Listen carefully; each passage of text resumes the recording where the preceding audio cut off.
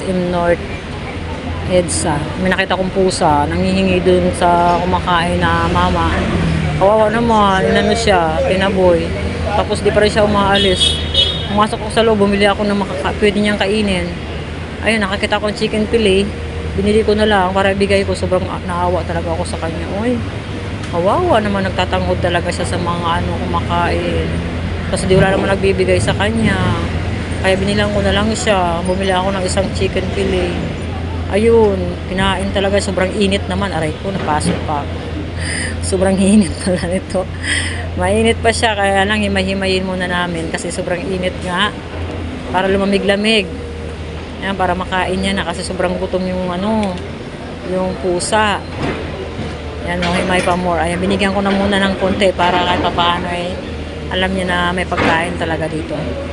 At ayun na nga, binigay ko na nga sa kanya yung